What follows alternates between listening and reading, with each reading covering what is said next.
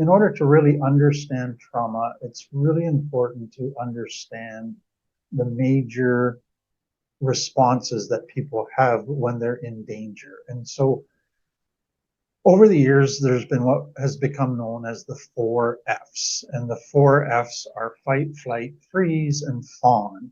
And they become quite well known. And it's important to understand the 4 Fs in light of complex trauma. And so what happens for many people in complex trauma is that they will start with one of the Fs, it doesn't work. They go to another F, it doesn't work. They go to another F, it doesn't work. And so they try all of the Fs, and then they find that sometimes they end up with a blend of the 4 Fs that seem to work, or they end up with, they use one of the Fs on when they're in danger with one person, and they use a different F when they're in danger with another person. And so they kind of draw on a variety of different responses based on what they've had to do to survive. And so we're going to really dig into understand 14 variations or blends or nuances of the 4 Fs that I hope will really help you understand yourself, understand your style of how you respond when you feel danger. The first is fight. And fight is when I have somebody attacking me who's going to hurt me. Fight is I'm going to become stronger than them and defeat them. Most people resort to anger, and it's fueled by cortisol and adrenaline, which gives you the extra energy you need to fight. And so some go to a rage that becomes part of just what fuels this energy. It's a very aggressive type of attack. The other that some develop is a passive aggressive, almost a guerrilla warfare type of thing, where they use more words, they use more sneaky things to defeat the enemy. But it's still fight. It's still an attack to defeat the enemy. Now, one of the nuances that has come out in connection with fight is flood. And what it means is when a person is triggered in a situation, they get flooded by emotions, and then they dysregulate. They can't regulate those emotions because they're so intense. So they dysregulate, and as a result of that dysregulation is they lash out, they express these very intense emotions intensely. So that's fight. Then the second is some people realize they can't defeat the enemy, they can't fight, so they go to the second one, which is flight. And that is run away from the threat. So this is fueled by cortisol and adrenaline again, which gives you extra energy or speed to run faster, to get away from the threat. So that can then go into other ways of describing that. So flight is basically avoid, and some people take that to stick your head in the sand. There's problems, nope, don't admit them, deny that they're even there, don't talk about it. Other people avoid by, let's just stay busy and distracted. That way we don't have to think about it, that way we don't have to feel those feelings. So let's just busy, busy, busy, busy, and that's our way of avoiding the threat.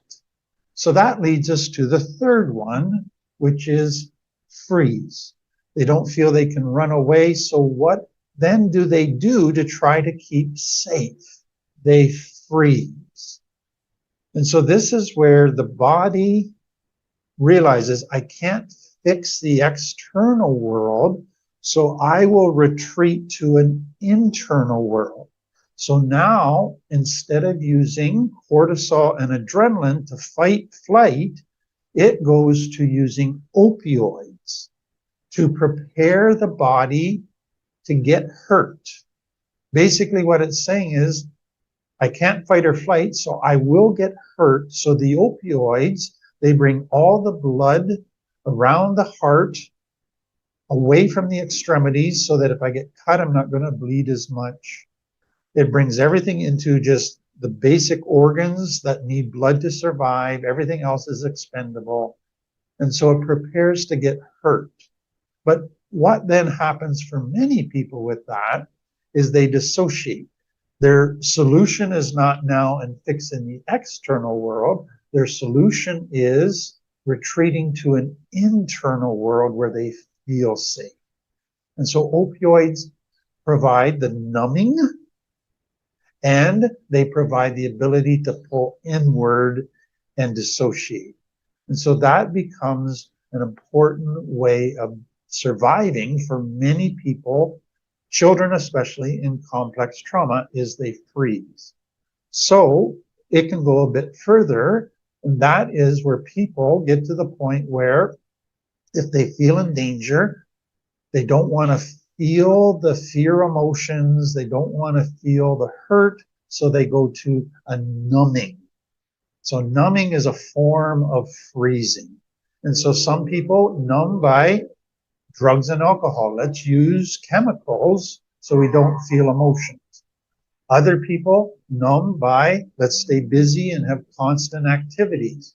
Some numb by just let's shut down our emotions. Let's disconnect from our emotions. Let's harden our heart. Let's just not feel anything. Others numb by hardening their conscience. So I don't want to have a conscience because that makes me weak and liable to pain. And so all of those become ways of freezing. Now, again, there's some nuances in connection with the freeze. So some of you may have heard of faint or collapse. And so that's the person who basically just goes, they faint actually, or they just go catatonic. They just stand there frozen, where they just stare blankly. And so what the body has released is not just opioids, but what we call dynorphins. And dynorphins, they allow a person to become catatonic, but for some, it takes them to an out-of-body experience. So they can be being sexually abused, but it's like they're not in their own body. They're somewhere else, or they're on the ceiling watching it as if it's happening to somebody else. And so what's happening is the parasympathetic is basically overpowering and shutting down the sympathetic nervous system, because it's saying the sympathetic can't fight or flight, so I have to take over and totally shut this person down, so they collapse. The second one is what some call flop. And what that basically means is the person who just gives up. It's all my fault. It's not worth it. I can't do it. This is so overwhelming. I'm so disheartened. I'm so discouraged. I can't escape. So just give in, give up, flop. So that's another type of freeze response. The third nuanced freeze response is what they call fatigue.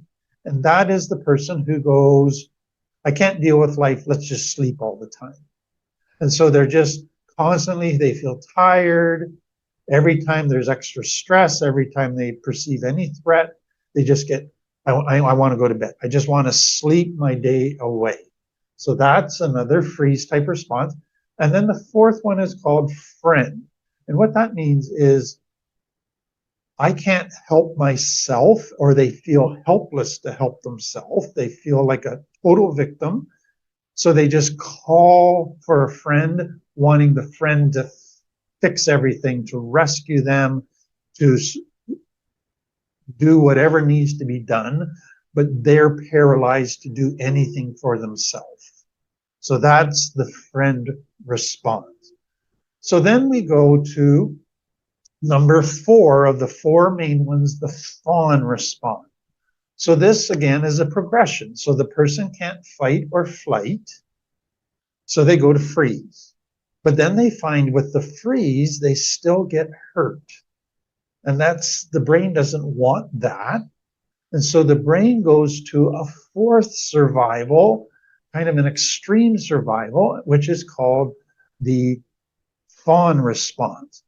And so what the conclusion of the brain is that the best chance of survival, the best way to not get hurt, is I must get on the good side of the person in power who is hurting me.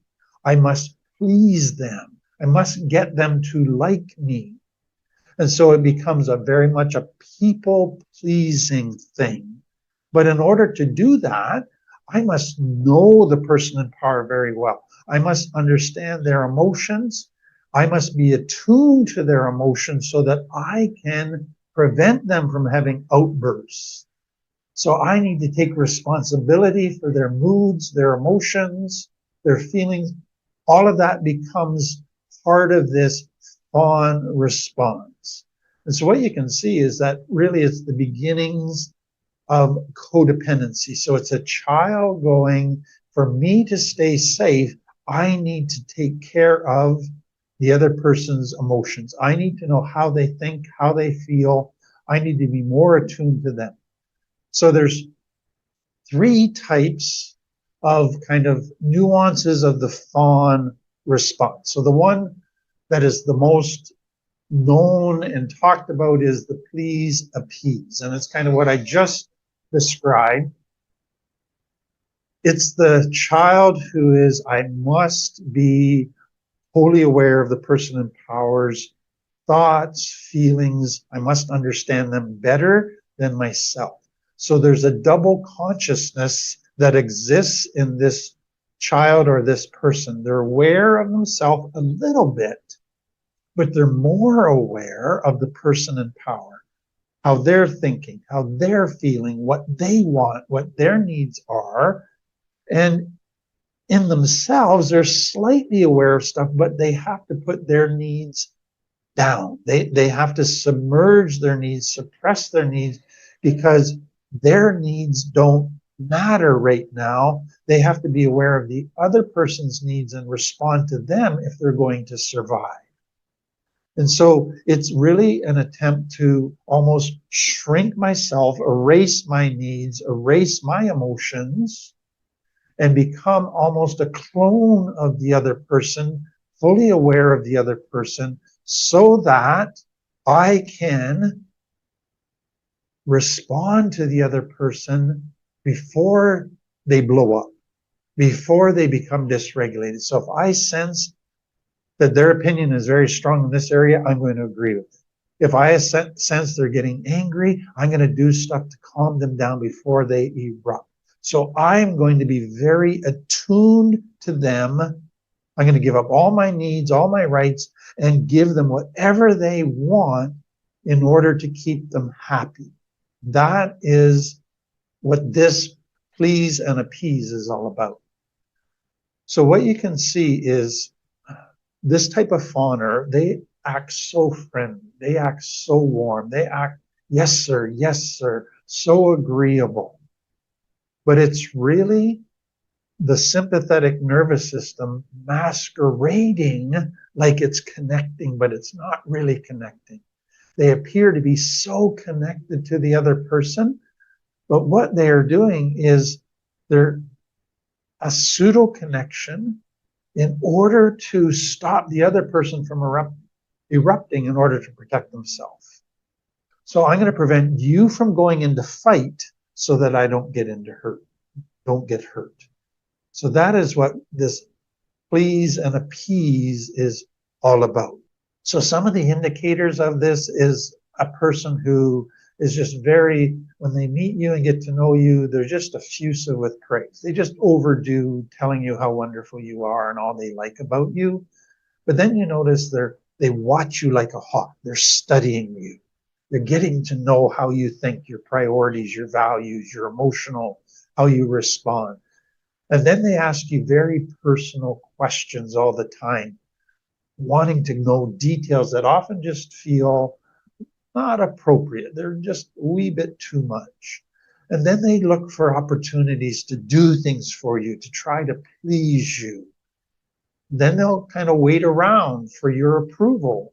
And then you'll notice that they'll not share some things with you, but they'll overshare other things. And the things they don't share are things they're afraid you wouldn't like if you knew about them. So those are some of the indicators of the please appease type people. Then the second nuance of the fawn is what we call the attach cry for help. And this is, if you think of kind of a baby that is in great, great danger, what is their only recourse is they have to run to mom, but they attach, they latch on, they cry, they scream. They're just wholly dysregulated because they're in a state of desperation and panic. And so their person is crying for more than just support. What they're basically saying is, I can't survive unless you take care of me. And so sometimes adults can revert to that kind of desperation when they're in certain situations. And so they do this attach, cry for help with their friends. So they see their friends as their savior. And so they attach in ways that are very intense and often are very intrusive. So maybe you can relate to having a friend like that. But some of the indicators would be a person who all of a sudden they just multiple text, email, text, desperate. And then if you meet with them, then they complain that you didn't give them enough time. You say you only had an hour, but they want 2 hours. And then they want to kind of set up another time to meet you, maybe later in the day or the next day. So you just see this desperation to dominate your time, to have all of your time. And they might even show up at your house. You didn't invite them, they didn't ask to come, they just show up and want you to take them in and let them talk. And then if you refuse, then they lash out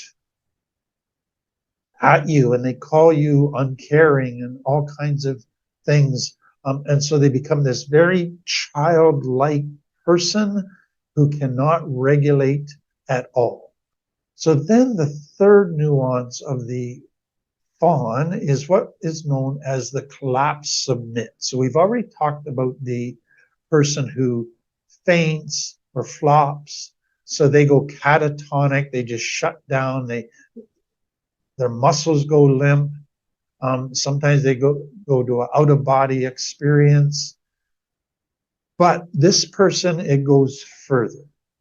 So what happens is once they shut down, they then become robotic. So they just go catatonic, but then they become super compliant. But now they're 40 years old. So they still feel helpless. They still feel they can do nothing to stop it, to stand up for themselves. They're stuck as a victim. And so they just collapse and then submit. And so that is kind of that fawning place where they're not trying necessarily to be super sweet and super nice. They just go to robotic and submit. So that's the fawn response. So those are the 4 main F's. What I want you to realize is that the 4 F's originally start as healthy responses to danger.